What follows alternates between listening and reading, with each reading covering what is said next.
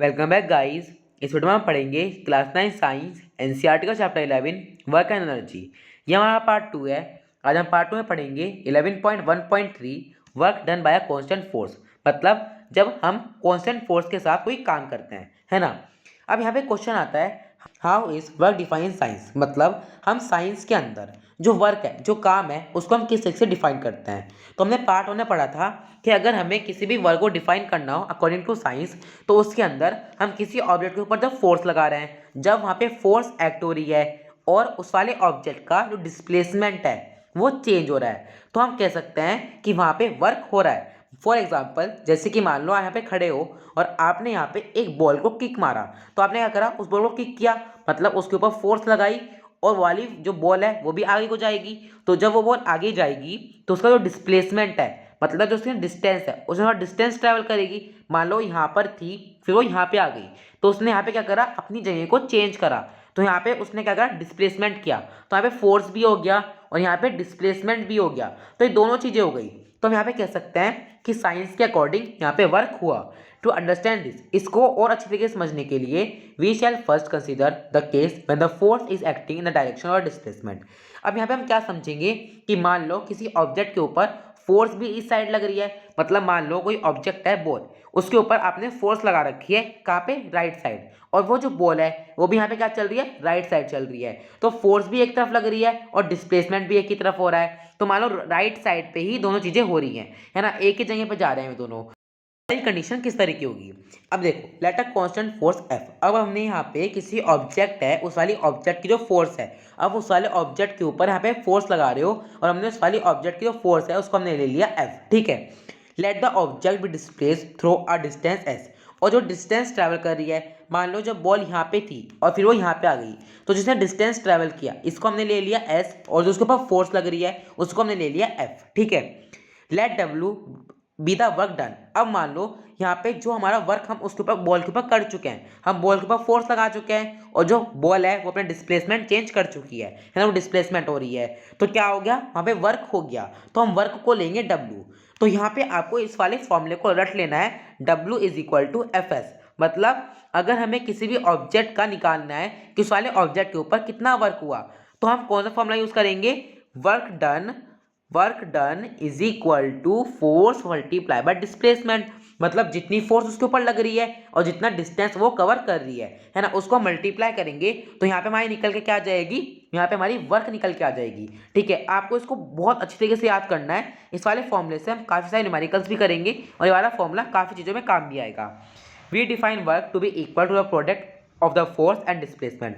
हम वर्क को किस तरीके से डिफाइन करते हैं, साइंस के अकॉर्डिंग ही हम वर्क को किस तरह से डिफाइन करेंगे, work is equal to force multiply by displacement. इस तरीके से हम यहाँ पे साइंस के अकॉर्डिंग वर्क को डिफाइन करेंगे, ठीक है। तो आपको यहाँ पे इसको याद करना है। अब यहाँ पे देखो, जैसे टेबल है, अब टेबल के अंदर यहाँ पे कोई ऑब्जेक्ट है, ऑब्जेक्ट पे यहाँ पे फोर्स लग रही है, क्या, एफ फोर्स लग रही है। यहाँ पे डिस्टेंस क्या हो रहा है, एस हो रहा है, ठीक है। डिस्प्लेसमेंट की जो हम यहाँ पे डिस्प्लेसमेंट को हम एस लिखते हैं, ठीक है। तो यहाँ पे डिस्प्लेसमेंट क्या हो रहा है, एस हो रहा है, और वर्क क्या हो रहा है, डब्ल्यू हो रही है। तो W is equal to force multiply by displacement. मतलब जितनी फोर्स लगी और जितना डिस्प्लेसमेंट हुआ उसको मल्टीप्लाई कर देंगे, तो यहाँ पे निकल के आ जाएगी, क्या निकल के आ जाएगा, कि उस वाले ऑब्जेक्ट के ऊपर कितना वर्क हुआ। Thus, work done by a force acting on an object is equal to the magnitude of the force। उन्होंने ना यहाँ पे ना थोड़ा सा घुमा फिरा के लिखा हुआ है। देखो क्या लिखा हुआ है यहाँ पे, जो वर्क हो रहा है, ठीक है। अब यहाँ पे वर्क क्या हो रहा है, ऑब्जेक्ट के ऊपर जो फोर्स लग रही है वो किसके इक्वल में आती है, वो यहाँ पे किसके इक्वल में आती है, फोर्स के इक्वल में आती है, फोर्स के मैग्नीट्यूड के इक्वल में आती है, क्या, वर्क। मतलब वर्क किसके इक्वल में आ गई, फोर्स के इक्वल में आ गई। And force multiply by distance, और फोर्स को हम किससे मल्टीप्लाई कर रहे हैं, हम फोर्स को मल्टीप्लाई कर रहे हैं डिस्टेंस से। मतलब डिस्टेंस मतलब डिस्प्लेसमेंट से। तो यहाँ पे डिस्प्लेसमेंट हो गया, डिस्प्लेसमेंट को हमने क्या लिखा, एस लिखा।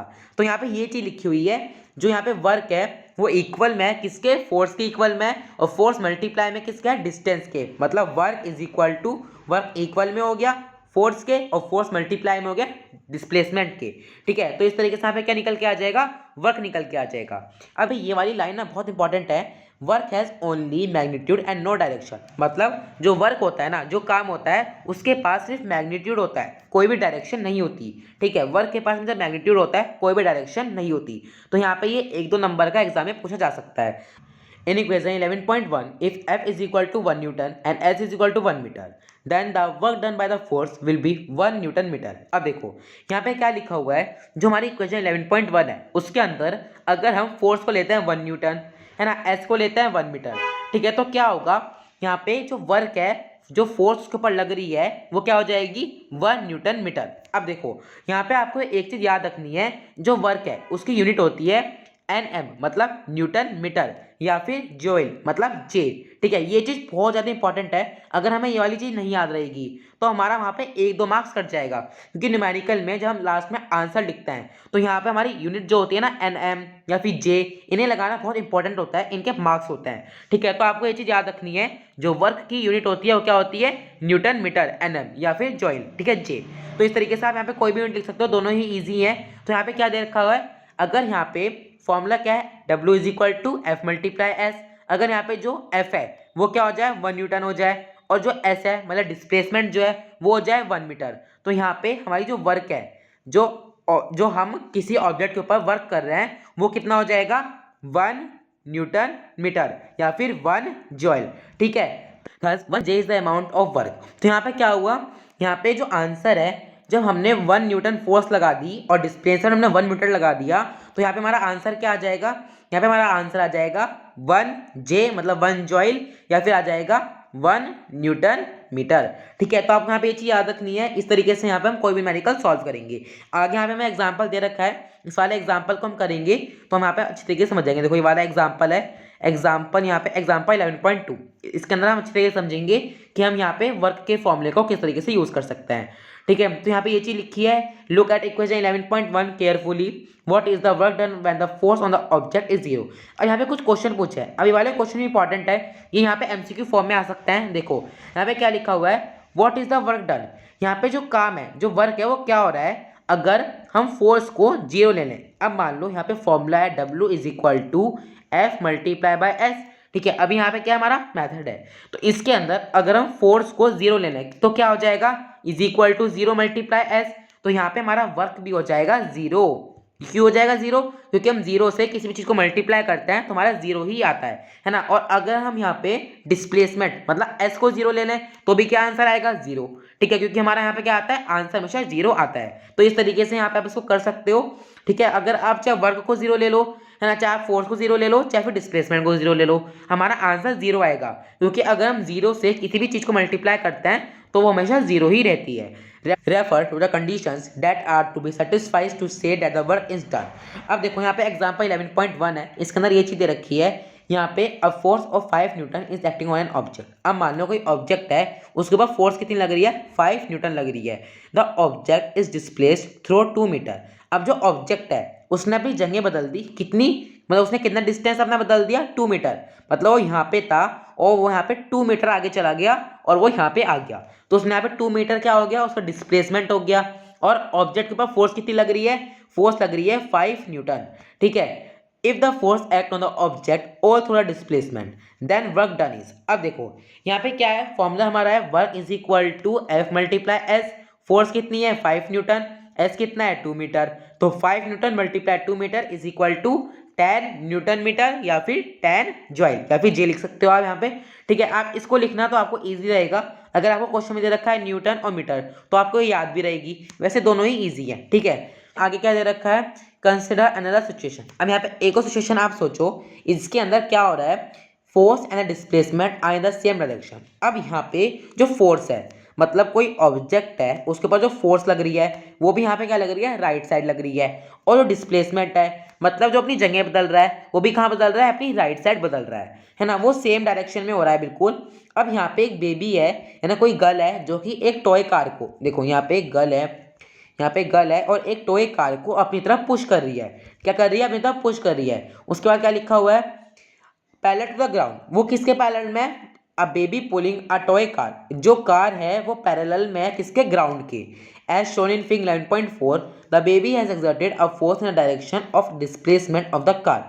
अब यहाँ पे क्या हो रहा है, यहाँ पे जो वहाँ पे जो बच्ची है वो क्या कर रही है, वो यहाँ पे उस कार के ऊपर एक फोर्स लगा रही है, has exerted a force in the direction of displacement, मतलब जिस तरफ वहाँ पे कार जा रही है उस तरफ वहाँ पे एक फोर्स लग रही है। अब कार यहाँ पे इस तरफ जा रही है और वहाँ पे जो वहाँ पे बच्ची खड़ी है वो भी अपनी तरफ फोर्स लगा रही है, मतलब फोर्स और डिस्प्लेसमेंट दोनों ही यहाँ पे क्या लग रही है, राइट साइड में लग रही है।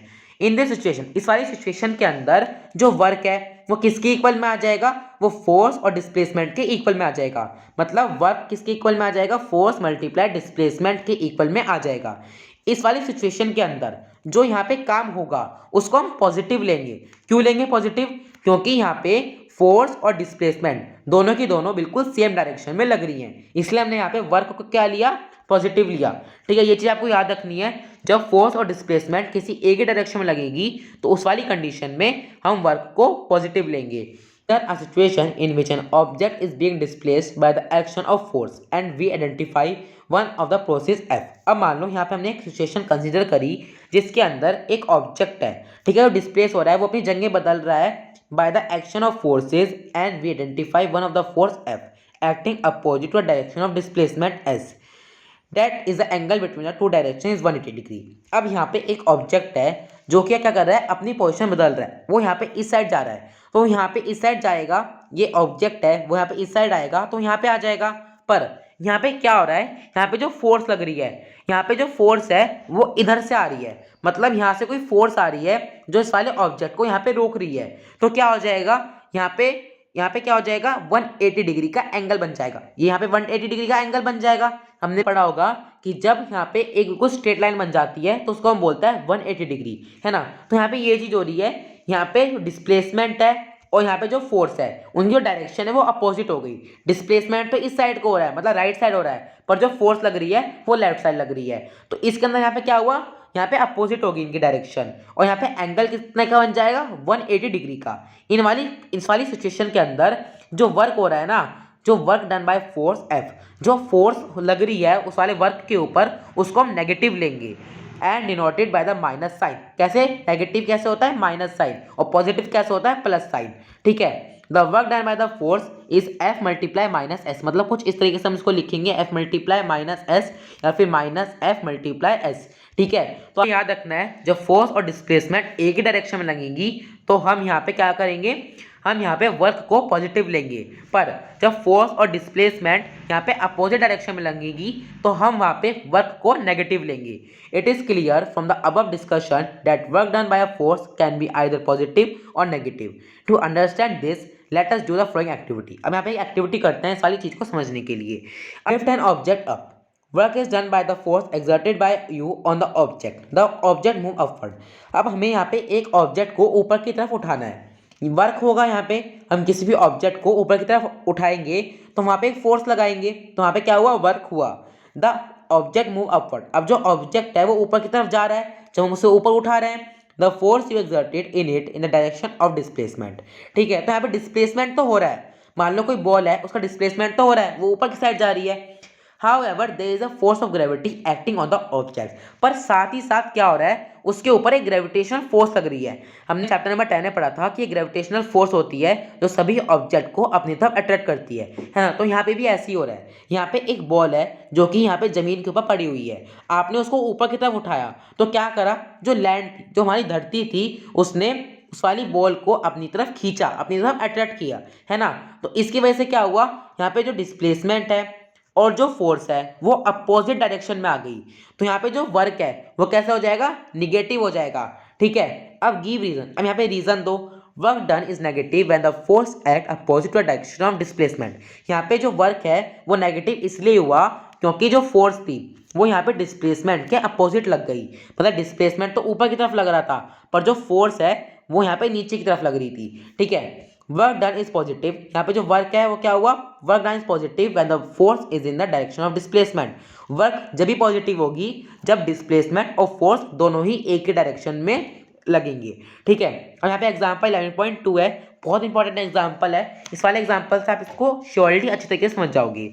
यहाँ पे एक लगेज है, ठीक है, यहाँ पे एक पॉटर है, पॉटर मतलब जो लगेज उठाता है, तो एक लगेज है 15 kg का कोई बैग है मान लो, उसने अपने उसके हेड के ऊपर उठा रखा है and put it on his head 1.5 metre above the ground. उसने ग्राउंड से, यहाँ पे कोई पॉटर है, उसने यहाँ पे ग्राउंड से अपने सिर के ऊपर 1.5 मीटर कहाँ पे डिस्टेंस है, 1.5 मीटर हाइट पे उसने एक बैग को उठा रखा है और बैग का वेट क्या है 15 kg। तो हमने ऊपर देखा था कि अगर हम जब भी सॉल्यूशन करेंगे तो पहले जो भी हमें क्वेश्चन में गिवन होगा उसको हम शुरू में लिख लेंगे। तो मास ऑफ लगेज कितना हो जाएगा 15 kg, डिस्प्लेसमेंट कितना हो जाएगा 1.5 मीटर। तो यहाँ पे हम अपना मेथड यूज करेंगे। यहाँ पे क्या हो जाएगा, work is equal to force multiply S. ठीक है, अब देखो, अब यहाँ पे बिल्कुल भी कंफ्यूज मत होना। हमने यहाँ पे फोर्स को mg क्यों लिया, हमने चैप्टर नंबर 10 में पढ़ा था कि अगर हमें किसी भी का फोर्स निकालना हो, मतलब किस ऑब्जेक्ट के ऊपर कितनी फोर्स लग रही है, हमें कभी भी वो निकालना हो तो फोर्स का फॉर्मूला होता है मास मल्टीप्लाई बाय ग्रेविटी। ये होता है ना फॉर्मूला। तो हमें ये चीज़ हमेशा याद रखनी है आपको ना, जो हम पिछले चैप्टर्स में पढ़ते जा रहे हैं उसको ना बिल्कुल भूलना मत, क्योंकि आगे वाले जो चैप्टर्स हैं उनमें वो सब चीज़ें काम आएंगी। तो यहाँ पे हमने फोर्स का फॉर्मूला क्या लिया, mg, मास मल्टीप्लाई ग्रेविटी।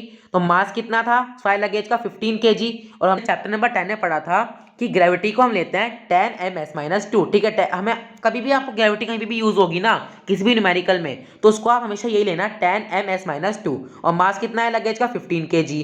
फोर्स का फॉर्मूला क्या हो जाएगा mg, तो मास हो जाएगा 15, यहाँ पे मास हो गया हमारा 15, और यहाँ पे जो लगेज है मतलब जो ग्रेविटी है वो कितनी हो गई हमारी यहाँ पे 10 ms-2। यहाँ पे जो s है मतलब जो डिस्प्लेसमेंट है वो जाएगा 1.5 मीटर, हमें क्वेश्चन में गिवन है। तो इसको मल्टीप्लाई करने के बाद यहाँ पे हमारा आंसर आएगा 225 kg ms-2 m। अब देखो यहाँ पे जो kg है इसको भी लिखा, ms-2 को भी लिखना है और m को भी लिखना है। ठीक है, तो इसके बाद 225 न्यूटन मीटर, मतलब हमारी जो वर्क की यूनिट है वो तो न्यूटन मीटर है। तो आपको हमेशा ये वाली यहाँ पे अगर आप वर्क कहीं भी निकालोगे तो हमेशा यहाँ पे वर्क की ही यूनिट लगेगी, और वर्क की यूनिट एक और है ज्यूल 225 J। ठीक है, तो इस तरीके से आप यहाँ पे कोई भी न्यूमेरिकल सॉल्व कर सकते हो। बस आपको बहुत ध्यान से करना है, फोर्स में mg लगता है ना। अगर फोर्स दे रखी हो कि भाई कितनी फोर्स लगा रहे हैं तो वो तो आप फिर डायरेक्ट लिख दो, पर अगर फोर्स नहीं दे रखी तो आपको यहाँ पे क्या करना पड़ेगा, मास और ग्रेविटी। मास आपको दे रखा होगा और ग्रेविटी में पता ही है हम क्या लेते हैं 10 ms-2, है ना। तो इन बस इतना ही। अगर आपको वीडियो अच्छी लगी हो तो वीडियो को लाइक करना। अब यहाँ पे हमारा 11.2 एनर्जी बचा है, इसको हम पढ़ेंगे पार्ट 3 में। ठीक है, 11.2 एनर्जी, 11.2.1 फॉर्म्स ऑफ एनर्जी, है ना, इसको हम पढ़ेंगे पार्ट 3 में। Thank you for watching.